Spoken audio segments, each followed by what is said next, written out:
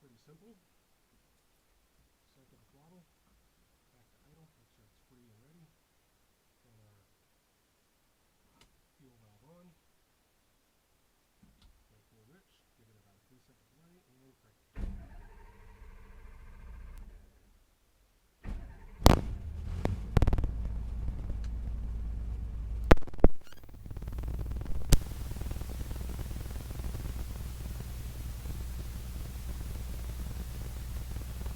All right, and we're going to give this a minute to warm up.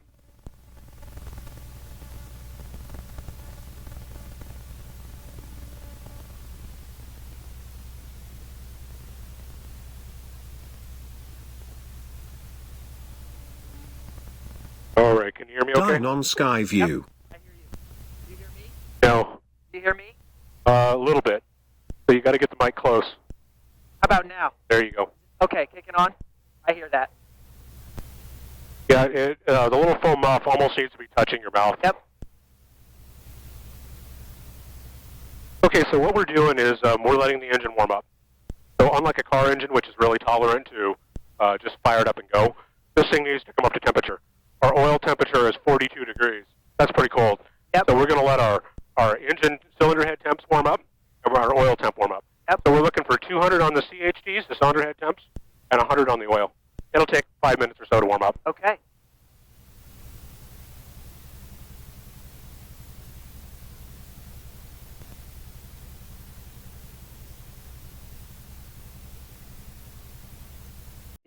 All right, our temps are ready, and we are warmed up and ready to go, so we're going to get going.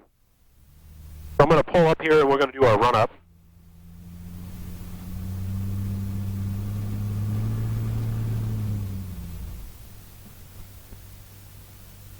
Okay. So I'm going to set the parking brake. I'm going to check the engine to make sure that it's ready to deliver full power. So I run it up to a medium RPM. I check my ignition systems. Both ignition systems are working. Engine is warmed up and ready to go. All right, the last thing we're going to do is our pre-takeoff check. So it goes like this. Seat belts are adjusted. Canopy is closed and latched. Our trim is set. Our switches are all configured properly. Our radio is tuned to the right frequency. Altimeter is programmed. Fuel is programmed. Temps are in the green, so we're above 100 and we're over 200. Our fuel valve is on. Our run-up is complete. And our controls are nice and free, not binding up on anything. We are done and ready to go. All right, you ready? Let's do this. All right. So we'll make our radio call, let everybody know we're taking off.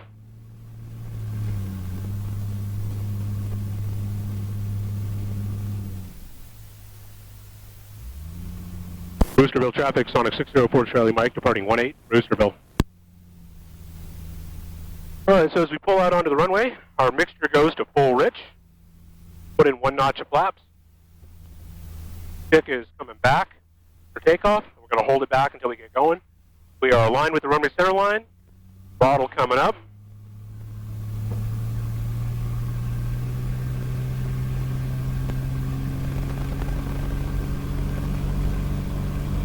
Airspeed is alive and registering.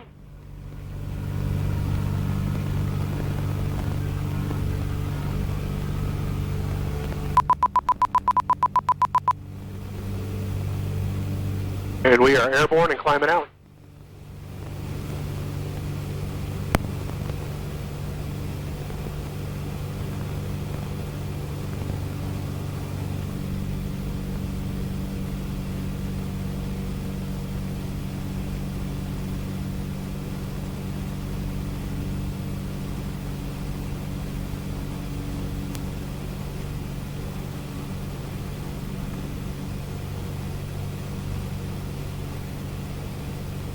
Wow.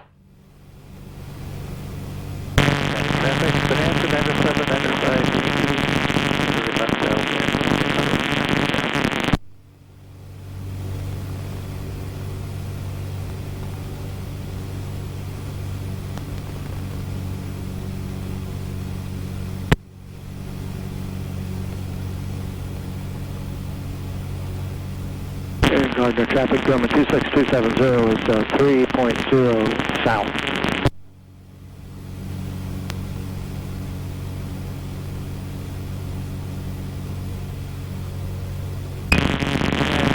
Look like Cherokee is rubbing up just off the west side of Intermodal southbound. And yes, sir, we're off your left wing about half a mile, quarter mile. Good job on the radio.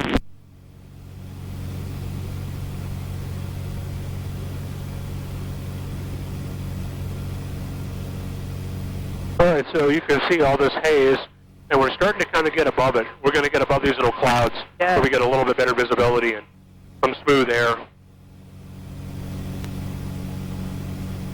So I switched over to our map view, so we have a top-down map depiction of Kansas City. And so this allows us to see all the airports. These little magenta circles are airports around us.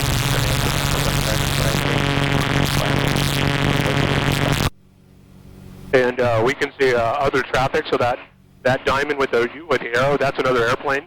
There's an airport right over there, and he's taking off and kind of coming over this way, so we can see him.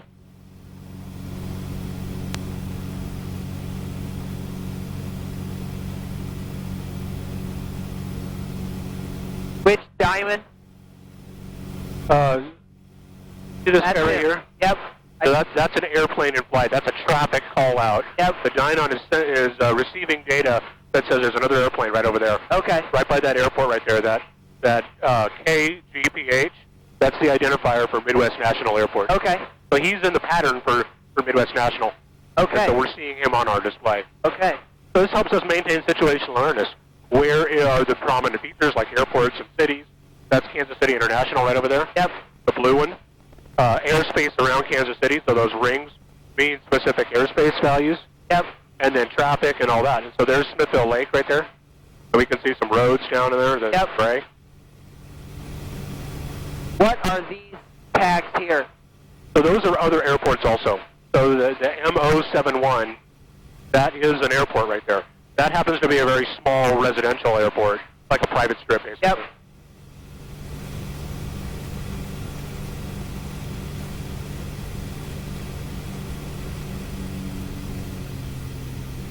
All right, I'm going to bring some power back to set up a kind of a cruise flight.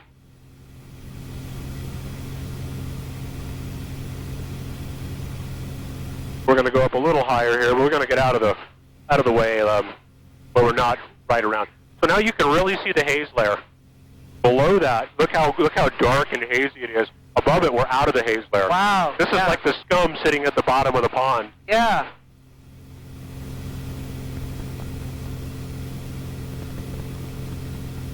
And it's not dust and smoke. There's a little bit of that. It's mostly water vapor. Small little droplets of water that just, it's kind of misty and hazy. Okay. That's mostly what it is. It's brownish though, Yeah, yeah. because it's a little bit dirty. It blocks the light, and so it looks kind of brown. Okay. So what you might get is you might get a small little particle of dust, Yeah. and it's floating around in a sea of water vapor. Yep. And that little dust particle grabs onto water vapor. Yeah. It's a little nucleus Yeah. with water around it. Yeah. That's why it's not white like a cloud. Right, Yep. right. And so they work together to create like this haze. Is that Trimble? That's Smithville Lake, yeah. Yeah. So we're looking at Trimble right around here because is that the north of the lake? Well, Oh, okay. so north is up. Yeah. So this is the eastern branch, I see. and there's the north-south branch. Okay.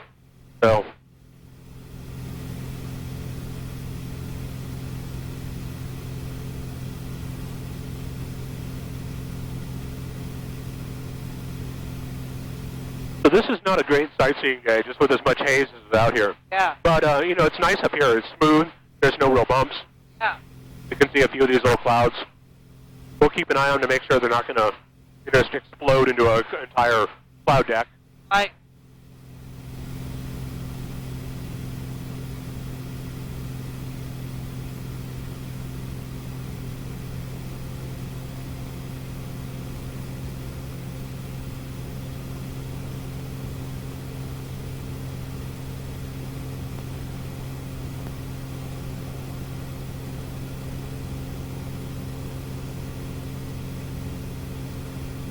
So if you see these blue rings here, those are depicting the airspace that's around Kansas City International. Yes. If we zoom out, you'll see it looks kind of like a bullseye. Yep.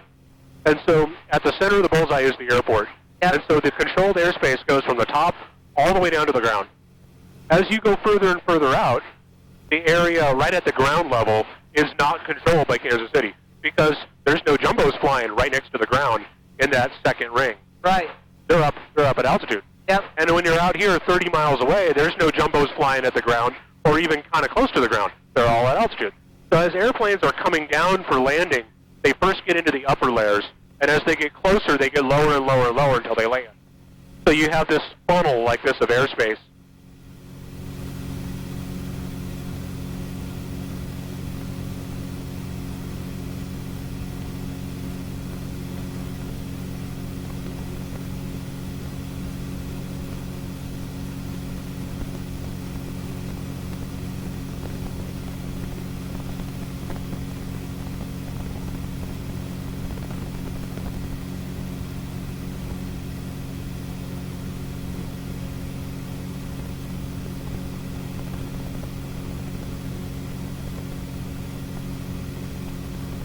So what I am looking for is, see how we're in this last little ring here?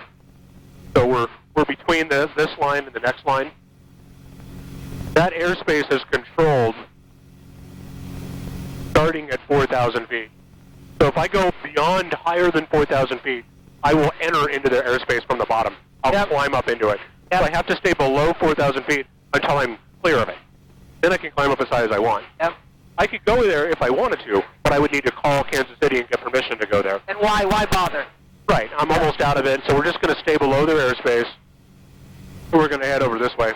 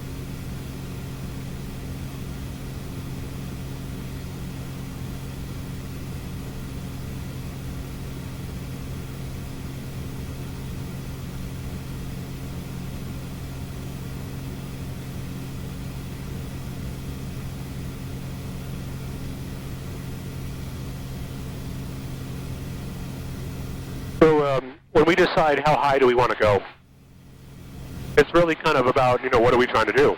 If we need to travel someplace far away, we want to go as fast over the ground as possible. We talked about the higher we go, the faster over the ground we go. So we climb up high to go faster over the ground. There's less air resistance, so which means less drag, and our speed is improved. But if we just want to fly around locally, maybe we only want to go high enough to get out of the bump and the soup. So we're above the bumps and the soup, so this is a good altitude. We can go higher, but we don't really need to go any higher. Won't get us any smoother or better air. So those are the kind of decisions that you'll make on a daily basis of what you're trying to do. Or if you have nearby obstructions, like there's tall antenna towers around, we want to go high enough so that we don't have to worry about crashing into an antenna. We might go above those altitude, or we might have to stay below the airspace above us. So we're constantly juggling all these factors to decide how high to fly. Right.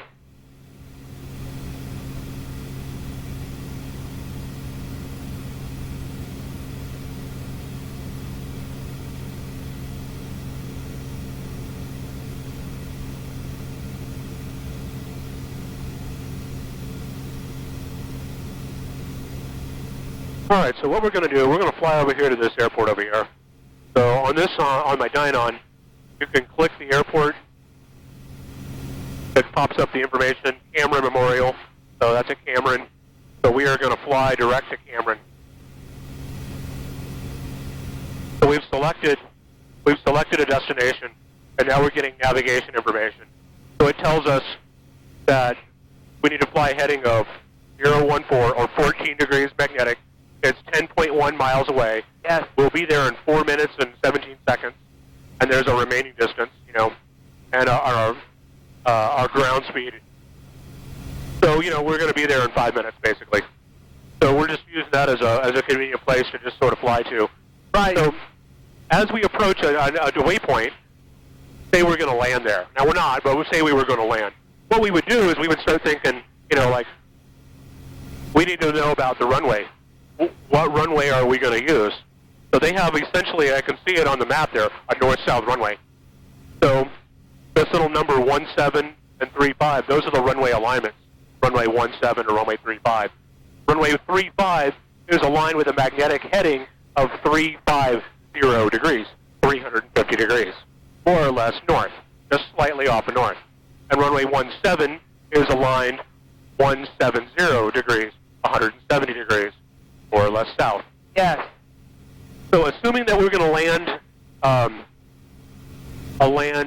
the same way we took off from a Roosterville, we're going to land to the south on runway 17. So we've decided what runway we're going to use. We need to listen in and find out what's going on at Cameron. So we need their radio frequency. So I can click on the airport. I can hit the info tab, and it gives us all the information. So the name of the airport, Cameron Memorial. The Unicom frequency or the radio frequency, 122.800. So that's right here. So I'm gonna switch that to our active frequency, 122.8, and it tells us that this little right here, this TPA, that's the traffic pattern altitude, 2,100 feet. That's the altitude we're going to fly around the pattern in while we set up for landing. So now we know how to talk on the radio. We know what frequency to call. We know the altitude to fly at for entering the radio. And the last thing we'll do is we'll just look at the runways, and we'll check out what the runways are. So we can see that runway 1735, that's 17 goes this way and 35 goes the opposite way, is 4,000 feet long by 75 feet wide, and it has left traffic, meaning standard traffic. We're going to make all of our turns to the left. So now we know which way to make our turns going into the runway. So we know everything we need to know now to properly enter the traffic pattern at Cameron. Forgive me, I forget the acronym. What's the acronym for the governing body? The FAA. FAA, yeah.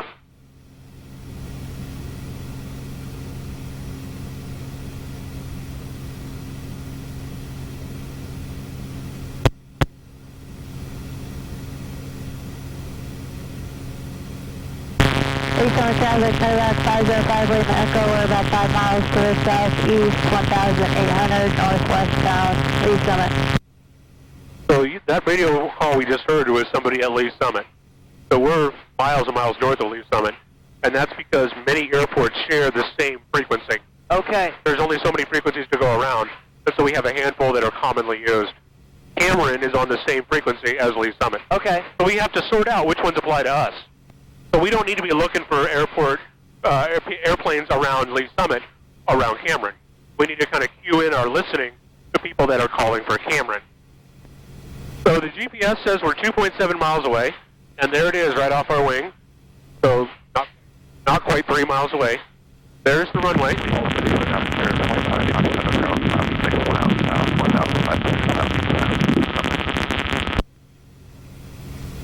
Could you discern what you just heard there? No, that was all garbled. Yeah. And so from here, if we were going to... Captain Novak 505 Lima Echo, we're 3.5 to the south, 1,800 northwest bound, Lee Summit. So from here, if we were going to land, we would descend there down to our traffic pattern altitude of 2,100 feet. We would fly parallel to the runway on a downwind leg, and then we would slowly descend and make our turns back to the runway. So we're well above traffic pattern altitude, but that's essentially what we would do right now. And as we look, we can see there's a couple of airplanes tied down on the pavement there. Yes. There's some hangars that Yes. I can see some noses poking out of hangars. I don't see anybody. On the traffic corner 5296 Kilo is about 15 miles to the southeast. And I don't see anybody on the ground taxiing around. I didn't hear anybody in the pattern, so there's probably no one flying around right around Cameron. However, that's no guarantee. We still have to be watching. We're not talking on the radio, and we're in the vicinity of Cameron. We're not landing, so we're not telling anybody that we're landing. But you always want to be, aware, watching around you, looking for traffic, listening, all that.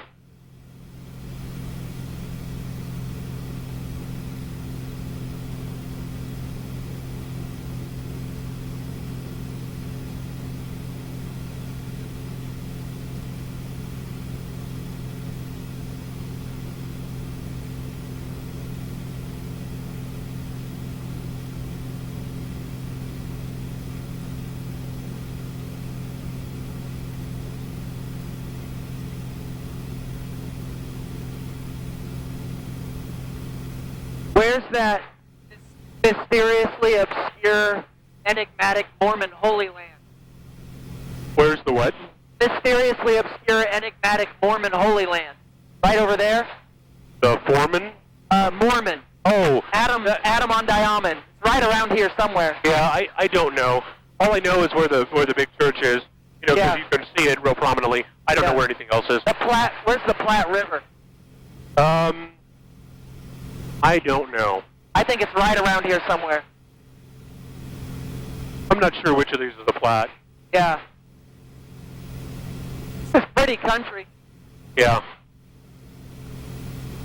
Oh, look at the wind farm there. Yeah.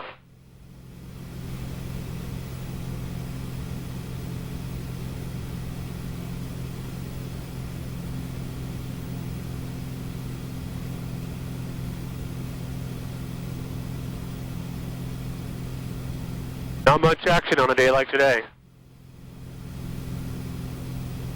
Not a lot of recreational planes out here? Well, I was just specifically talking about the wind farm. Oh, yeah, yeah. Oh, look. It's pretty calm. Yeah, nothing. Not enough wind. Yeah. Wouldn't it be amazing, Jeff, if we really could power our grid with wind? The massive infrastructure changes required would be insane. Yeah, wind power is tricky because, the economics are pretty thin. Within a narrowly defined range, they work out pretty well. But you get outside of that and you start to have problems making it work. Yeah. So it's just a little tricky. Solar's kind of the same way. Wouldn't it be amazing if it were possible to engineer a massive saltwater battery to store the power for a large geographical area? Yeah. Wouldn't that be cool? Yeah, that would be interesting.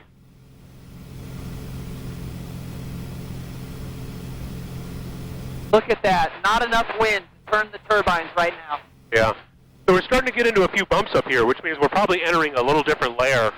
So we're a little higher than we were. I'm going to go back down. We're going to try to find that smooth air below us.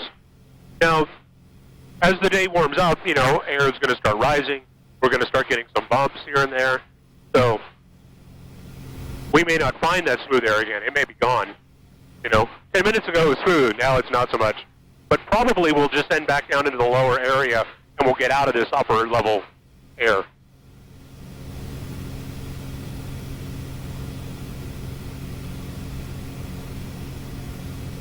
How often or ever have you got up close to some migrating geese? I see them periodically, especially this time of year. I've had a few close calls with birds, but typically they do a pretty good job of watching. And a lot of times, if you're really close, they'll change direction. Yeah. And when you see them, they're maneuvering out of your way. But not always, but often that happens. The biggest danger is flying underneath a bird, because you'll spook them and they'll dive into you. And so you always want to pass above them if you can, or off to the side. You don't want to go underneath them, because they'll dive right into you. That's their natural instinct, is to dive away from trouble.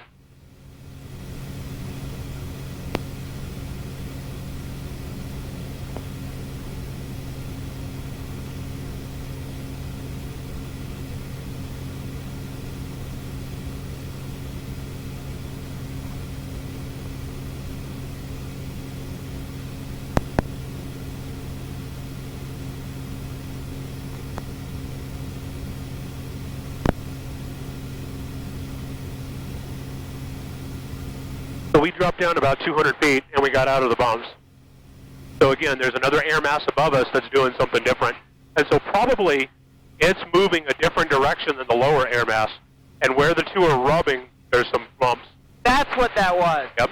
We're feeling the interface between the two. Two air masses. One would be cold and one would be warm? Possibly. Okay. Or one is moving and one is stationary, you know. Okay. But where those air masses meet, we're feeling the bumps right there. If we were to continue to go up past it, maybe another couple thousand feet, it would get smooth again. Because we got out of the boundary.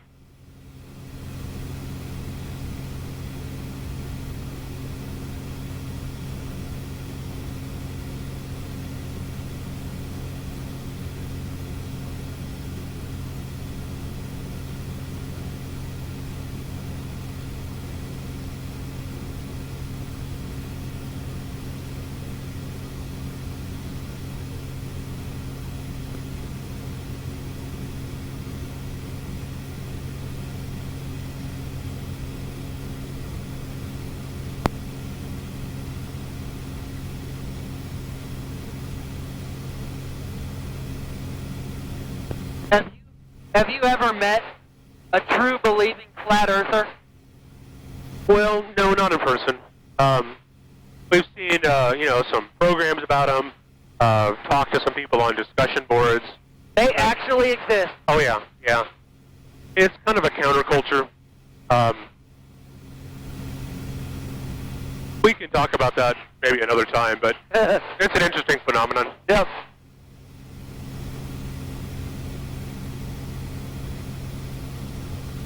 All right, so I know we talked about last time, basic control of the airplane. Yeah. But our control stick, it doesn't move around a whole lot in flight. You can see that, as we kind of move it, we can feel a little bit of resistance. That's the air, resisting the change.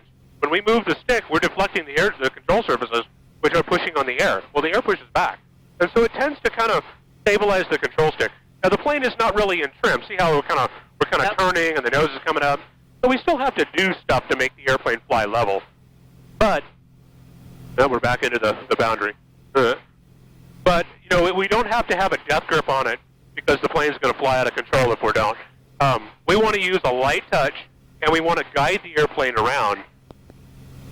And so we use small deflections. We use pressure on the control stick to make the airplane do what we want. We anticipate the reaction, and we have patience to let it do what we need to. Now, if we need an immediate reaction, then we do what we need to do. But in a normal flying, we don't want to over-control it. Think driving on the freeway. Driving an obstacle course in the parking lot is different than driving on the freeway. On the freeway, very light touch and light pressures. Yes. That's the way we fly most of the time.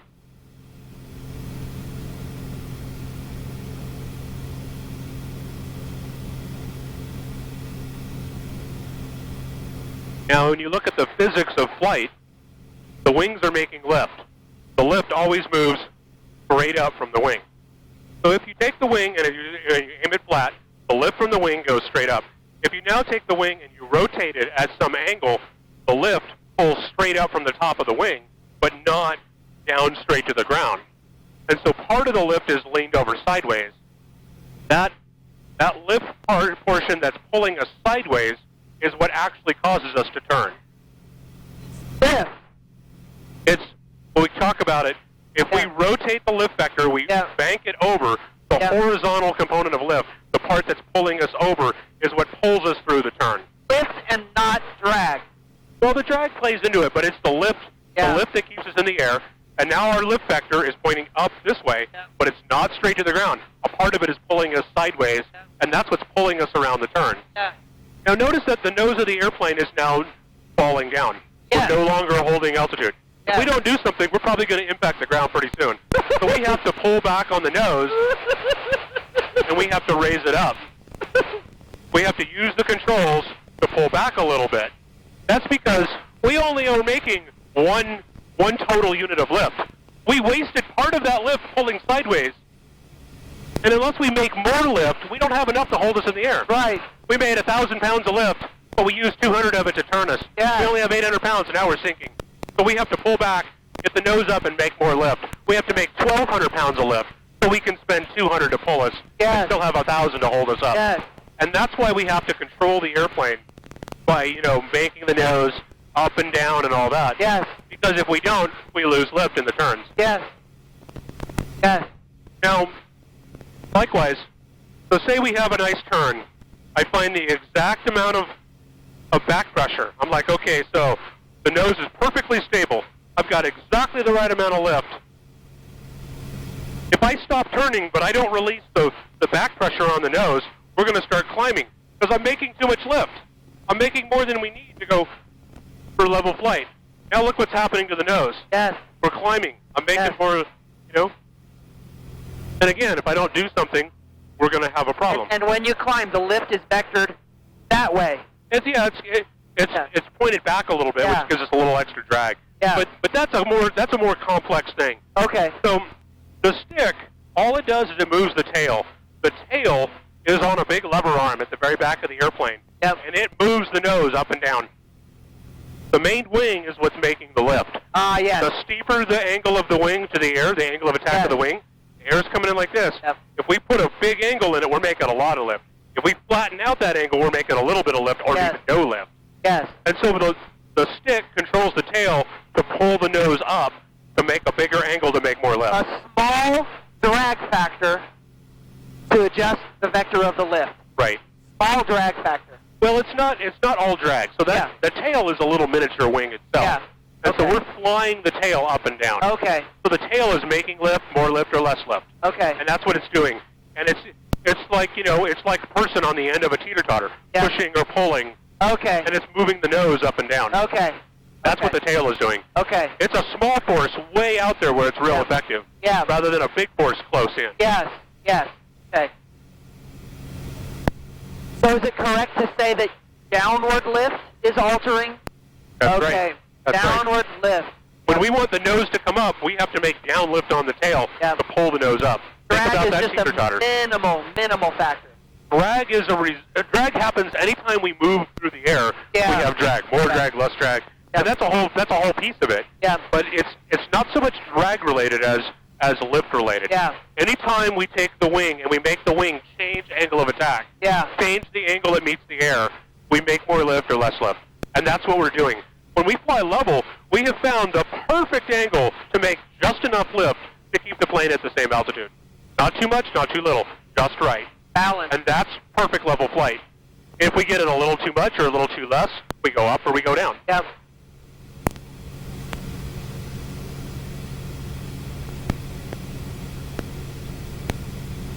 All right, so now we talked about turns and we talked about having to pull back on the nose a little bit to get a little higher angle of attack, to get a little more lift to hold us level. As we bank more and more, our lift vector tilts further and further sideways, until eventually, if we were completely over, our wings are straight up and down and our lift vector is purely horizontal. Okay. Obviously, we can't hold ourselves in the air if our lift vector is only pointing horizontal. We're coming down. Okay. So as we get steeper and steeper, we have to get more and more lift until eventually we just run out of lift. So watch what happens. This is a gentle bank. This is a 30-degree bank, kind of a normal turn. I need to increase our angle of attack to make a little bit more lift to hold us on a level flight. And you can feel a little bit of extra G-force in the seat. But it's not very much. It's just a little bit. You can't really feel it well. It's just a little bit, but it's there. But as I get steeper and steeper, you're going to feel more and more G-force. The G-force is like that, as we turn, it's pushing us to the outside. We're Yes. pushing down in. Yes. It's not gravity, but it's the changing of our direction in the air. Yep. It's the acceleration. And so as I get into a steeper bank, this is a 45-degree bank, and if I want to hold the nose, you Yeah. can feel that. Feel it in your face. Your cheeks are kind of sagging, your eyelids, you can feel it. What's the other feeling that you feel kind of in the core of your body? What is that? It's just the blood and tissue and being Yeah. pulled on. Yeah. And as we go steeper, I'm going to roll it into a 60-degree bank. 60-degree bank is a relatively Wow. steep bank. You're going to really feel the G-force coming on. So we're pulling 2 G's right now, and we're just barely holding level. So that's what it takes. It takes 2 G's to hold us up at these higher banks. Sorry. I'm sorry. That's because we have to make 2,000 1,000 pounds is turning us. Yes. The other 1,000 pounds is holding us level. Yes. Yes. That makes sense? Yes. So that was about 2 Gs? That was right out. That was about 1.7. Okay. We weren't quite at 60. But yeah, about 2 Gs. And if we go the other way, you know, you'll feel the same thing. So notice I'm at a 60-degree bank, but I'm not making any extra lift. No. My nose is falling. We're going down. Yep. We're not making any extra lift. Now I decide I don't want to go down. I need to make some extra lift to hold us at a constant altitude. And now the G's start pulling in. Now we're making that 2,000 pounds of lift. 1,000 pounds are trying to turn us. And then we're being squished into the seat because they're turning. The other 1,000 pounds are holding us level. And that's where our 2 G's are going. We're spending a full G pushing us into the seat, turning us. And, you know, it's interesting. On that second turn, I'm already feeling more at ease in the G. That's right. Yep. You become acclimated to Yep. it.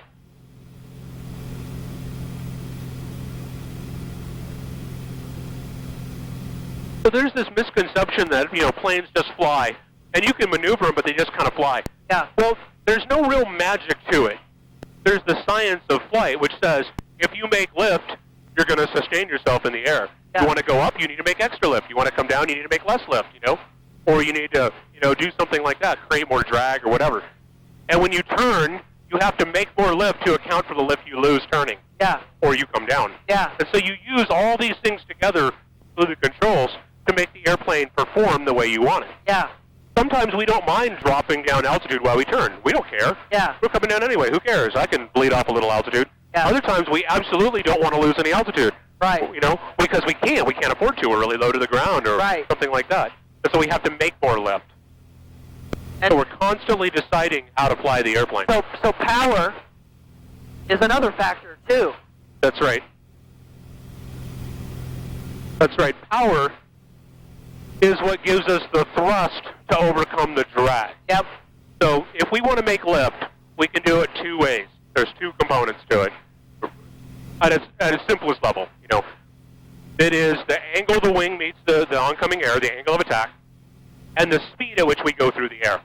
If we want to make more lift, we can hold the angle constant and just go faster through the air. Yep. More air flows over the wing, we make Yep. more lift. Yep. We go slower, less air flows over the wing. Exact same angle, and we make less lift. Yep. When we're sitting on the ground and a gentle breeze is blowing over the wing, we're at that same angle of attack, but we're not making any lift because Yep. the gentle breeze is not going fast enough. Yep. So we can change speed, and the thrust that the engine makes allows us to speed up. More thrust gets us going faster through the air. Or less thrust, and we can't go as fast. Or we can change the angle of attack. Those are the 2 things that we use together. Thrust and angle of attack will create the amount of lift we need to do whatever it is we're trying to get the airplane to do.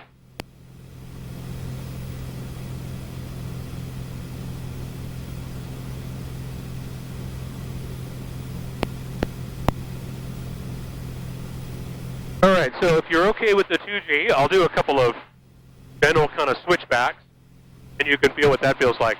You'll feel the G kind of roll on and roll off, and it's kind of fun. It's just kind of a meandering slither.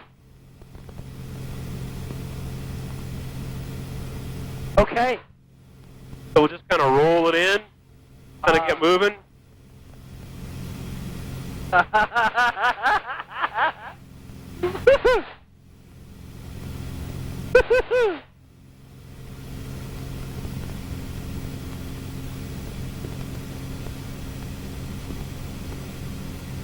Wow.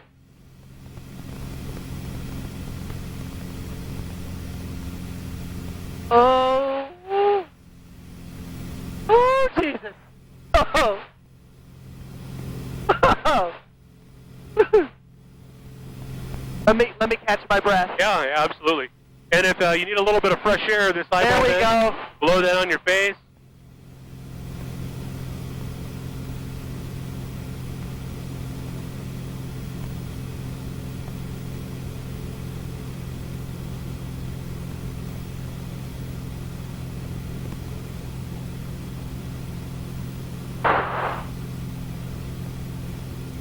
Bummer, I'm feeling nauseous now. Yeah, Bummer. Why is it so low? Why is my reflex factor well, so low? you have to build a tolerance. So here's what you do when you start feeling nauseous. You have to get your eyes outside the airplane. So the best way to do that is for you to take the stick and help fly us. So we're gonna follow this road. I'm gonna get us level, so just kind of follow me through. Breathe deeply. Keep your eyes on the horizon, and we're just gonna keep the nose nice and level. So right out this way. Just kind of hold it. Small movements of the stick. Small movements. If the nose comes up a little bit, Yep. a little bit of forward pressure to bring it back down. Yep. And what you'll find is that when your brain is busy flying, you forget about being nauseous. Yep. And that's what helps you get you over it. It's already helping. Yep. So, just kind of keep that road in sight, and we're just going to basically keep the nose nice and level, and we're just going to kind of go out that way for a little bit. Okay. If the nose wants to come up a little bit of forward pressure, Yep. to just move the nose back to the horizon. Yep. And small pressures.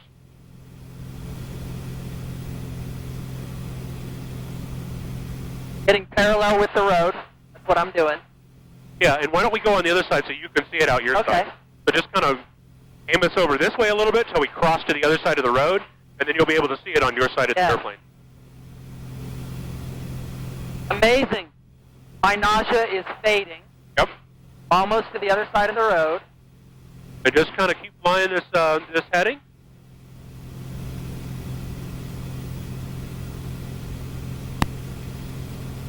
A little further so I Yep. can get parallel and have good visibility of the road. Right.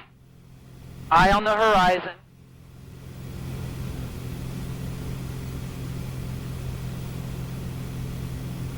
Getting parallel.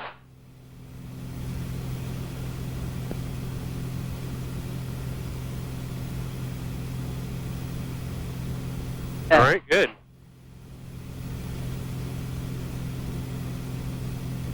So we fly mostly by our visual reference. Right. So the nose is in a predictable place, and we know that that's about level flight.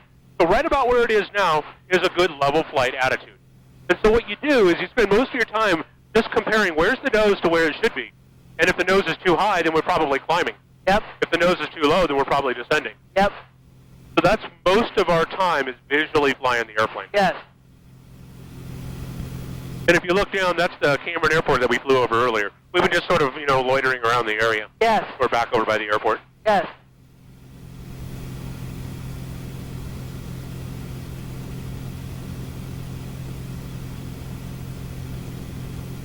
It's interesting. Look at the kind of the scummy layer on this side. Yes. It's higher than it is over here. Again, that's over by the river. And with Oyster air over there. with the sunlight on it, it looks white. Right. Right. But behind the sunlight, it looks brown. Yep. So generally speaking, the further we go this way, the better the air is getting, and we start to see more of the puffies and less of just the haze. That's part of that sort of that microclimatology. Around the river, it changes the climate. Wow.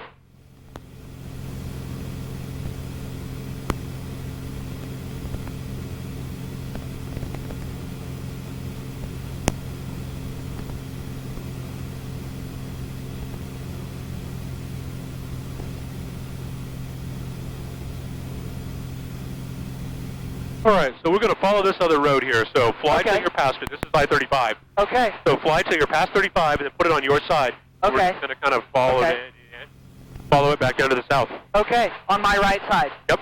Excellent. That way you can see it nice and well. Excellent. Thank you. Now the nose is a little bit high, so we're kind of climbing a little Yep. bit. So a little bit of, there you go. So that's about level flight. Yep. Now when it's time to make this turn, it's just going to be a very small pressure to roll the wings, and the slightest of back pressure to hold the nose on the horizon. Yep.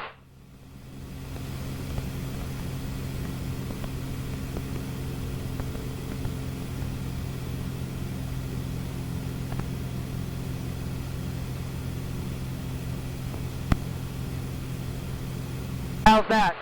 That's good. Now I can really see 35 nice and clean, Right. and I'm gonna. And we have been gently climbing this whole time, and so we're kind of back up into that boundary layer, which is why we're feeling these bumps. So I want you to just to kind of let the nose fall to about right there, and just hold it. That's a very gradual descent. Yep. And we're going to go back down into that smooth air down below us a little bit. Passing the bumps right now, a little bit. So we haven't changed our power, our thrust, And so as we're making less lift by the nose being a little lower, angle of attack being lower, Speeding up. we're accelerating. Yeah. And so our airspeed is higher. And you can actually hear more air Yes. whooshing by. Yes. The engine is sounding different as the prop is turning faster. This Why is like the roller- prop turning faster? Well, this is like going downhill in your car. Yep. Because gravity is helping pull you, and the engine Yep. has to work less hard. Yep.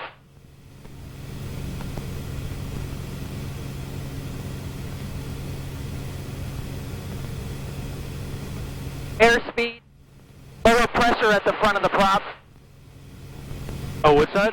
As you're diving, Yes. then gradually, less resistance at the front of the prop. Right. The motor will speed up a little. Right. So the prop is creating thrust by pulling you through the air. Yep. And so the harder it is to pull you through the air, you're fighting drag, you're fighting gravity. It's harder to pull you. But when you get a little bit of help from gravity to pull you, it can turn up a little faster because it's not all lugged down. Yep. You know, like going up a hill in your car. Yeah. You know.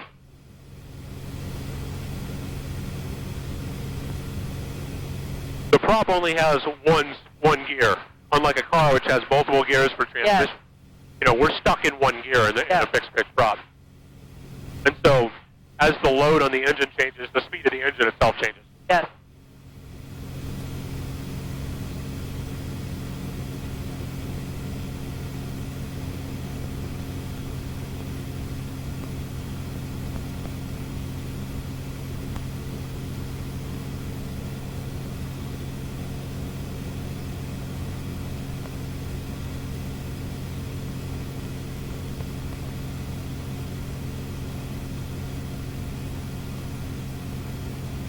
So gradually this whole time, these little puffy clouds have been rising. As the air has been warming up, the sun is shining on the ground, it's warming the ground is warming the air, and that warm air is starting to rise. And these little clouds have been rising up with them as the air has been warming. And so they've come up about 1,000 feet since we've been flying. So pretty soon we're going to have to drop down below them, and we're going to feel those bumps and all that. It won't be bad. Okay. But, you know, the air is dynamic. It changes all day long. Will we be down to 1,800? We will, at one point, when we get a little closer to the airport, we will. Okay. So we're going to fly over. We're going to go see what the riverbed looks like. Awesome. We might fly over that way and just give it a quick look. Okay. If it looks like it's pretty, hazy and all that, we may not go over there. You want me to continue to descend? Nope, just hold this altitude. Okay. 3,500 is perfect. Okay. We're smooth. It's a good altitude. We're above these little puffy clouds, although we might need to come down them here in a little bit. You want me to down go? below. You want me to go under these? No, I want you to stay right here and let's see what they do. Okay. So those are still a little ways below us, but we won't duck below them until we need to. How do you know they're below us? Well, the horizon is at our level, Okay. and they're below the horizon, Okay. and so they're below us. Okay. Anything below the horizon is below you. Okay. Above the horizon is above you. Yeah, and the horizon is. It's hard to see, but it's not quite where the top of the smoggy layer is. Okay. It's right around there. Okay. I'm seeing that line right there, and I'm thinking the horizon is just a little bit below that line. Yeah, it's a little bit below that. Okay. It takes a little bit of experience to judge cloud height. Yeah. The regs, they tell you have to stay a certain distance away from clouds, above or below or side to side. And you think, oh, well, how do I know how far? I have to stay 2,000 feet side to side away from a cloud. How far is 2,000 feet? Well, you look at that cloud, you think, is that 2,000 feet? No, that's more. That's about 2,000 feet to that cloud right there. It takes a little bit to figure out, how to gauge these distances. So periodically what I'll do is I'll go back and I'll just practice. I'll just kind of calibrate my eye because there is no surefire way to tell. Yeah. And I do that kind of, old school. I'm going 120 miles an hour. So, that's, well, you kind of do the mental math. 60 miles an hour is a mile a minute. 120 miles an hour is 2 miles a minute. A mile is 5,280 feet. So 2 miles is about 10,500. We'll just call it 10,000. 10,000 feet in 2 miles. I go 2 miles a minute. So in a minute, I'll go 10,000 feet. Well, if I need to stay 2,000 feet away, well, 2,000 feet is 1/5 of 10,000. So I need to stay 1/5 of a minute away from my cloud. a minute is 60 seconds. A fifth of 60 seconds is... A fifth of 60 seconds is... it's about 12 seconds. 12, yeah. So if I'm 12 seconds away from the cloud, I'm 2,000 feet. So I say, okay, I think it'll take me 12 seconds to get to that cloud. So I'm aiming at the cloud, and I start my stopwatch. And I find, 12, 15, 20, 25 seconds before I got to the cloud. I was way more than 2,000 feet away. And so you can kind of calibrate yourself as to how far away you are based on the rate you're closing with your obstacle. It's a down and dirty way. And what you find is that we tend to overestimate, these distances. And so it just takes a little bit of practice. Yes.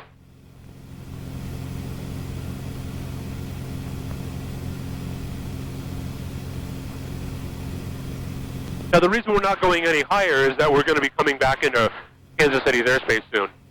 And so we gotta stay below the 4,000 feet. So that's why I say, stay around 3,500 or so. Okay. And that's comfortably below the layer. And as we get a little closer, we're going to kind of turn off to the left, so we stay underneath. Stay out of it. Outer ring. Yep. If we get into the next ring, that drops down to 3,000 feet, and we'd have to go even lower. Then we'd have to go below the clouds. So we're going to stay at 3,500, and as we get a little closer, we're going to veer off to the left. Okay. And that's how we're going to choose our route back over by the river. Okay.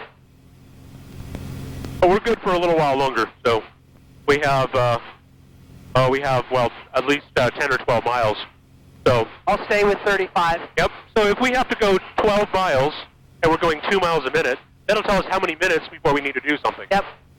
So 12 miles, 2 miles a minute. In about 6 minutes, we're going to need to make a course change. Okay.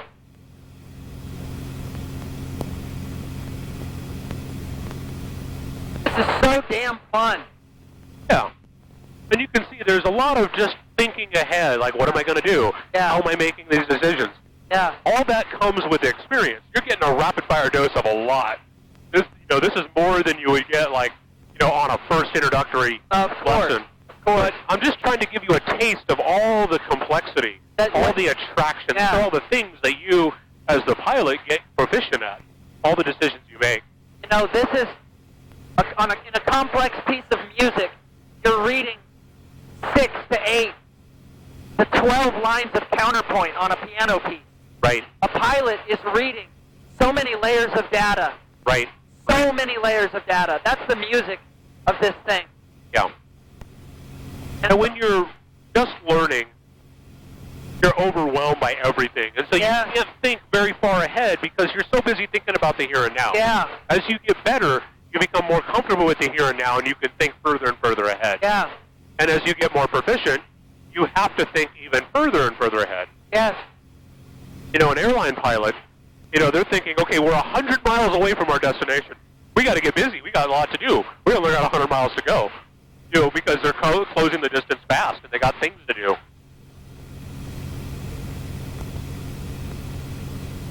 Okay, so we're starting to sink a little bit, and now we're getting in the clouds. So we either need to go back up to 35, or it'll be time to kind of drop in below. Let's go up. Is that okay? Yeah.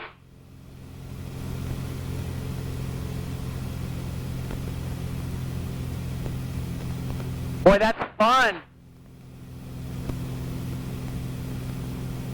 That little climb is so cool. A little higher? A little bit higher. Just the 35. Yeah, we don't want to go beyond that. And we might decide that, we're still kind of close to the clouds, and so we probably need to drop down below it. Because we don't want to get into that. Yeah, so I'm going to take control, and we're going to drop down below. Excellent. Because there could be planes, underneath these clouds that are going to come popping up, and we need to have enough time to see them and kind of avoid them. I'm going to find a little hole here, and we're going to drop one down through. If we weren't close to Kansas City, we would just go up a little more. But this is a safer place to anticipate other traffic. Right. Below. So you can see I'm just kind of steering around the clouds through these holes until we get down underneath them again. Now we're right at the bottom of the fringe. We'll call it 3,000 feet at the bottom. So we want to go to about, 500 feet below the clouds. So we'll go to about 2,500. Now notice we accelerated quite a bit because I just pointed our nose down. Yes, we did. picked up a lot of speed. We didn't touch the power, so we accelerated. But we're going to let that air, that speed bleed off here, and then we'll pick up a normal cruise speed again.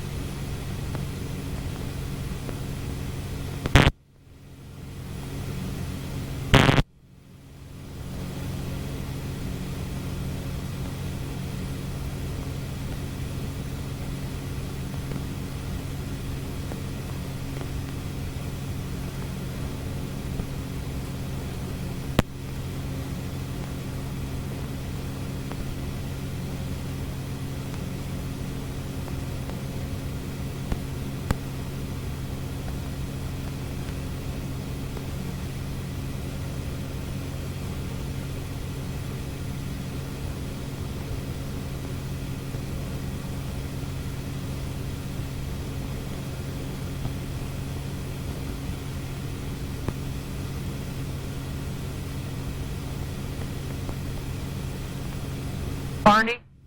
What's that? This Carney? Yeah. Yeah. Bryce Johnson.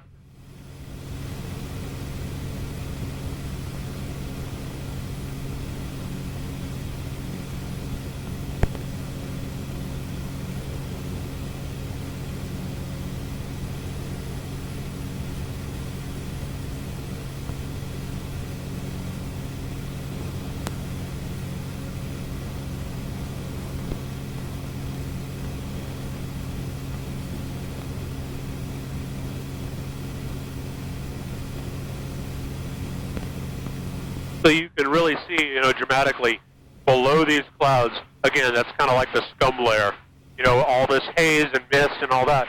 And our visibility is quite a bit less than it was just above it. It is. We only came down 1,000 feet, but we can't see nearly as far as we could because we were in that clear air above.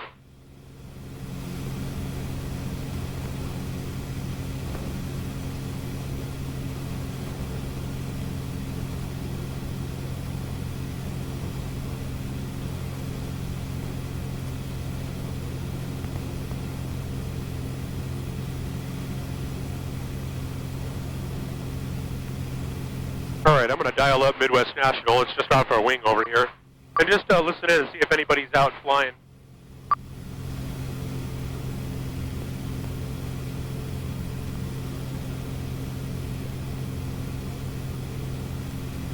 We're 92555, departing southwest, Midwest traffic.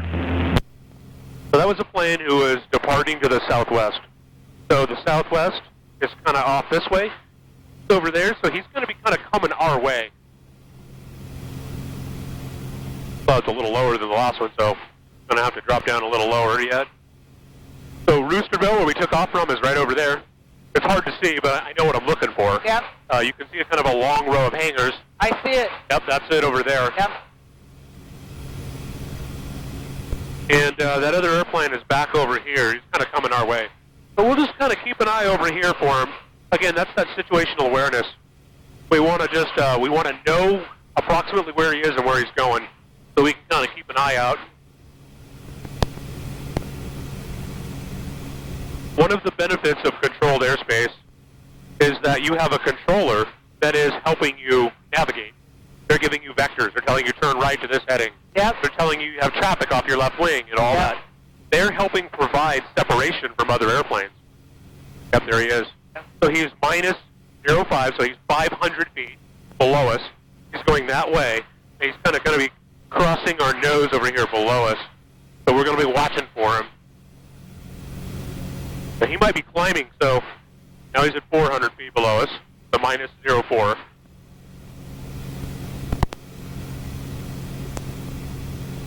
That's 0.3, so he might still be climbing. So I don't know where he is, so we're going to do a turn, and we're going to let him get by us. because he's coming up behind us. And we're going to turn away from him, so we're not going to cross his path. Yeah. We'll let him sneak on by us. And then hopefully we'll come in behind him. Because I never did spot him. I didn't see him either. Kind of hard to see on a day like today. Yeah.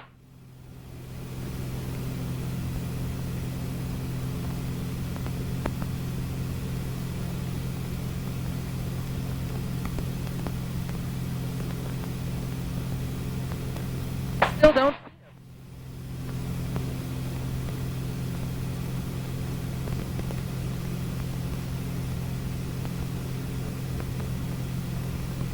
There he is. I see him. Passed us already? He is right there. Front of your wing, but far out. Okay. All right, so we're clear and we can make our turn. Yep. Okay. Yeah, so spotting traffic can be hard. It helps to kind of know approximately where to look. And even then, it can be hard to spot them. So if we were in the Kansas City airspace, a controller would have seen that on his screen, and he would have given us instructions to change course so that we wouldn't be potentially in danger to each other. The controller is assisting with providing separation. We're not in controlled airspace, so the job is all up to us.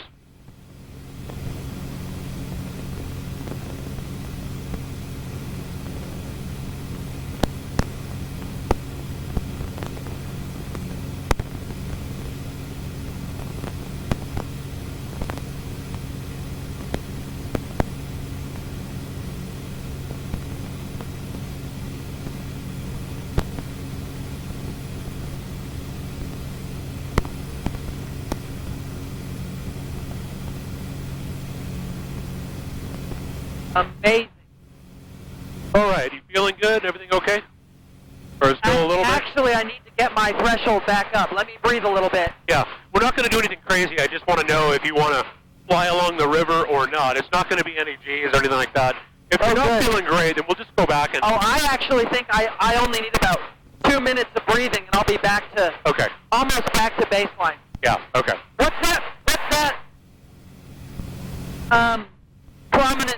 that prominence over there? Yeah, so that's just part of the river bluff. That is an exposed limestone outcropping, and there's a bunch of quarries back in there where they're, bringing out limestone for construction material, and they even have some caves that they store things like, RV. Oh, this is 210.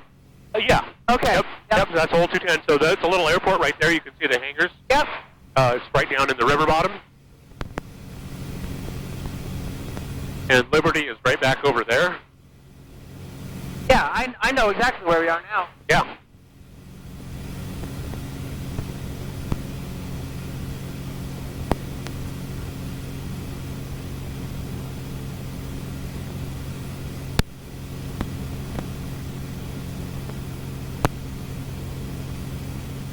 Is that a gravel quarry? Yeah, so they're pulling it out of the river on barges, and then they stockpile it there and bring it, and load it on trucks.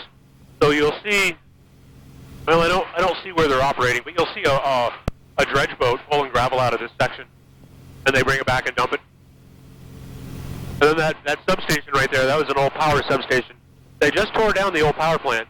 The infrastructure's still there, though. Where was the power plant? It was kind of where that little pond is right there. Okay. A very, very small power plant. Yeah, an old one, an old stack. And Burning coal for what? For this small section of the grid? yeah. So we have new ones, all up and down the river. We have power plants, bigger ones. Why are they up and down the river? Is it because... Well, you can barge in coal if you need to. You can use cooling water out of the river. Okay. And it's just convenient to put them there. Okay. So that little airport is called, sometimes they call it Missouri City. The locals know it as Liberty Landing. And there's a couple of guys that fly a lot out of there. So there's a guy by the name of Dennis who flies with his little dog Spike. And Spike, the flying dog, has 1,000 hours in the air with him. Wow. Amazing. He has a logbook for Spike of all the different airplanes he's flown in, all the rides he's gone on, all that. Look at the bank falling away in the river. Yep, all these little scour pockets. Yeah. Scour pockets. Yep, the water gets in there and has a little back eddy, Eddies and it down. just eats away at it. And all that material ends up in the river, and so you have to dredge it out. And we do all kinds of stabilizing works to try to keep it from doing that. But the river is a giant mass energy balance system, so the water has energy as it flows downhill. If it was a really steep hill, it'd have a lot of energy, like a mountain stream that can carve deep canyons. This is a relatively flat, grade as it comes from the headwaters up in, the northern part of the U.S. as it makes its way to the Gulf of Mexico. But it still has energy along with it. And anytime it has excess energy, it tries to move things. And it will scour the bottom of the river. It will scour the sides of the river. It'll move boulders and Volkswagen bugs and barges and anything because it has energy. And it wants to balance it out all the time. Old motorcycles down in the bed of the river, rolling over every now and then. That's right. And so when the river is meandering, it's carving into a bank, it's trying to change direction. That's just the river dynamics trying to balance the energy equation. Eventually it'll reach the perfect equilibrium where it is no longer has excess energy and it stays stable. But that doesn't always happen. Or like the Ohio River. Right. Rivers are constantly moving because the environment is constantly changing. Yeah. And they move in reaction to everything. The rain falls upstream, pumps extra water in the river. Now there's extra energy that has to be dissipated. A drought, a landslide on the river pushes more water to one side or the other, constantly changing. And so our job in managing the river is to understand what the river is doing and what factors are trying to play out, and then to use them to our advantage. So like if you look down there, you'll see some rock. That's a line of rock in the river that is deflecting the water away from that bank over there and keeping it on this other side.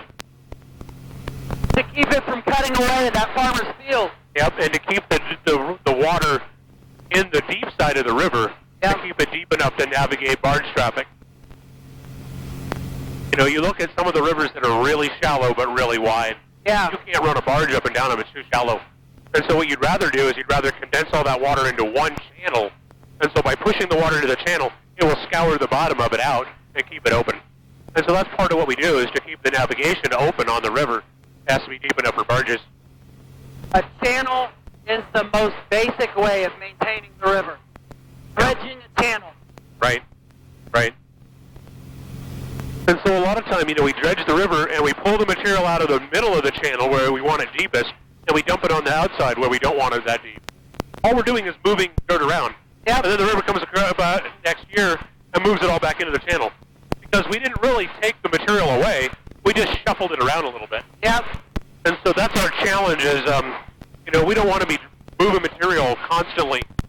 We want to use the least amount of effort to get the most amount of results.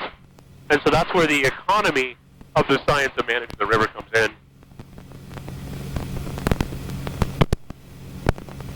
Think about at the beach when you're building sandcastles. You build your little wall against the tide, and as long as you maintain it, you can keep it out. You turn your back for a second, and it's gone. Yep. And it's constantly moving, and yep. And so you gotta have the right amount of attention to it, or it just all kind of goes wild again.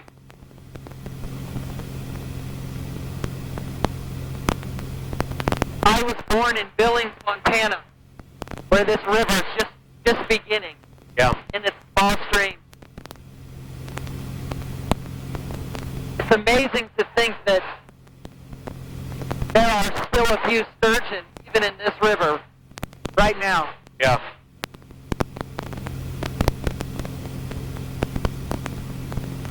Silver carp, invasive Asian carp.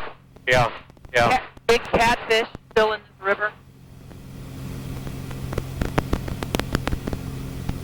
Lots of fertilizer runoff. Right. Yep.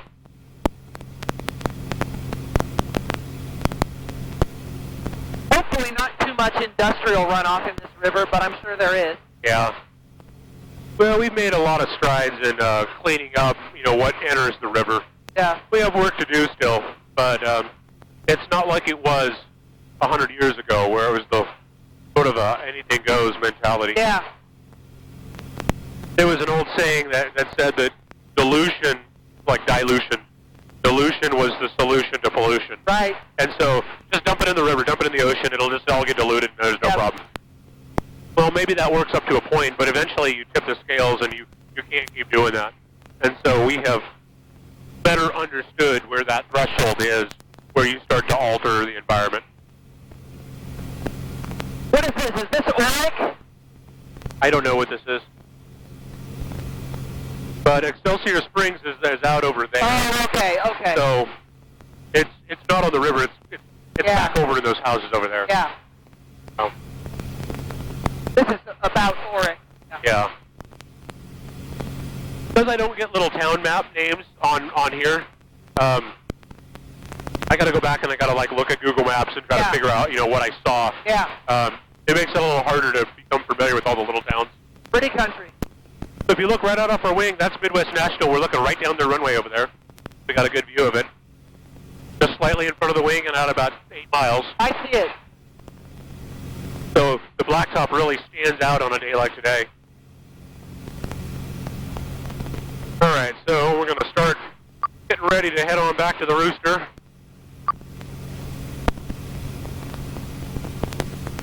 Look at that junk lot.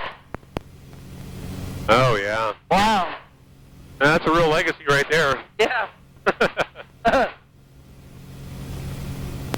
All traffic, helicopter 380 Papa Delta, showing 9 miles to the north, inbound 2010.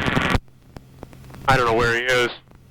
Kind of a pet peeve of mine. If you're going to talk on the radio, we all ought to get something out of your conversation. Yeah. So part of that is knowing where you are. And so when you don't say where you are in a clear way, I'm like, okay, I know somebody's out doing something. At I don't know. 2,000 feet. Yeah, I don't know if he's right over there or if he's 100 miles away. He could say he's near a certain airport. That would be great, right? Right. Now, he did, but I didn't catch it at the beginning. So the normal practice is you start off your transmission with what airport you're talking about, Yeah. and then you end it with the same airport Yeah. so that you can key in. Like, oh, I hear you talking now. Now I'm listening. Oh, yep, that is at Roosterville. I probably ought to pay attention. But a lot of people don't do that, and I'm not sure why, but they just don't. Now, I see another plane flying around here at our altitude, 00. So he's at our altitude.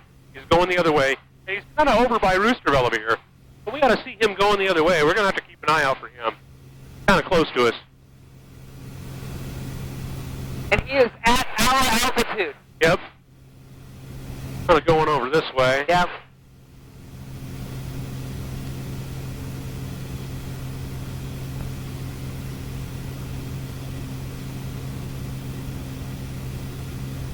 But he is, He's 200 above us.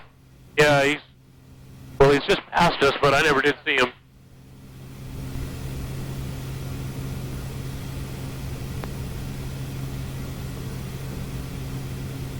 All right, so Roosterville is right out there. We're going to make the assumption that we're going to land going to, I think, the north. So we're going to come in. We'll do a flyby so we can get a look at the windsock and see, which way the wind is favoring, and then we'll come on in and land.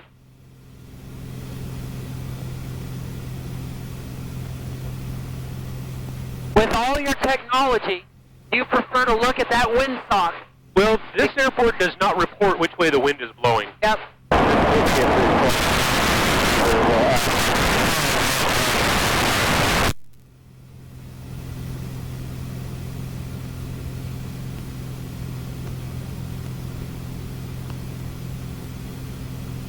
All right, the wind looks pretty calm.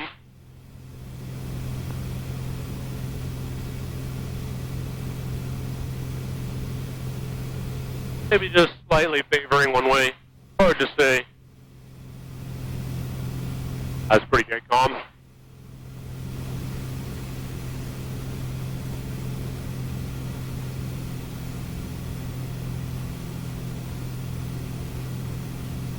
All right, so I'm going to make my radio call.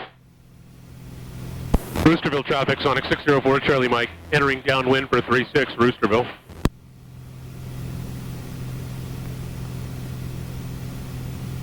So like I mentioned, we start off the radio call with what airport we're talking about, and then we end it with Roosterville. That way they know, I only caught the last part of that, but I know that he's at Roosterville, so I don't need to worry about it. Because I'm not at Roosterville, that type of thing. Okay, so we are parallel to the runway at our traffic pattern altitude. And we're going to start setting up our descent to come back around and land. Doing okay? I feel nauseous. Okay. If you let me dial back into base level for a minute. Thanks for checking on me. Yeah. I feel okay, but I want to be closer to base level when you land. Okay, well, we're kind of at that point. Okay. I'm feeling better right now. Okay. Gonna hang on. I feel pretty good. Okay, good.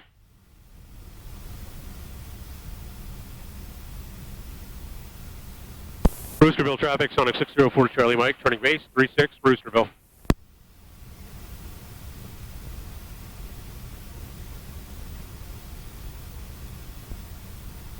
Auto traffic, helicopter carrier 0. HKC 730.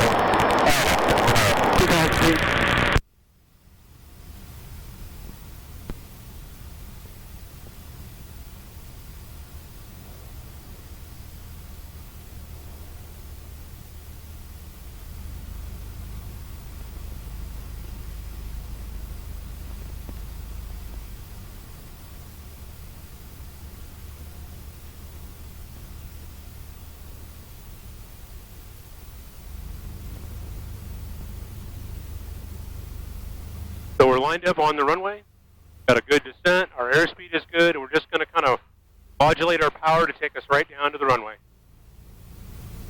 Dialed in.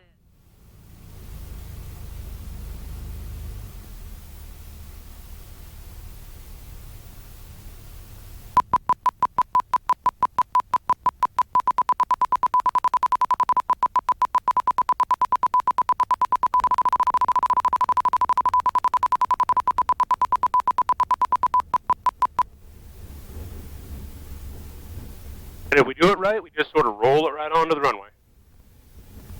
It worked out pretty good. Not a bad land spot. I wasn't Yeah, yeah. that good. Wow.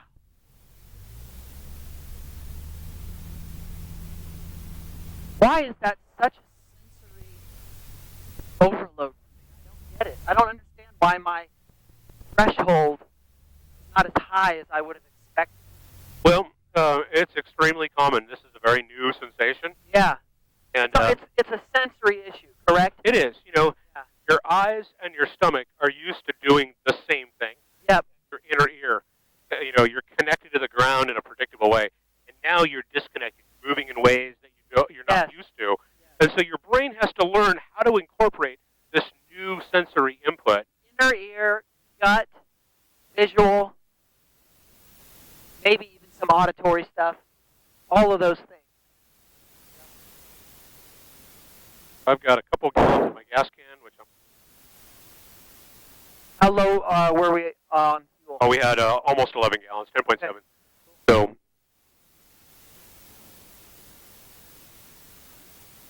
So fun. all right, so we flew for almost an hour and a half, just a little short.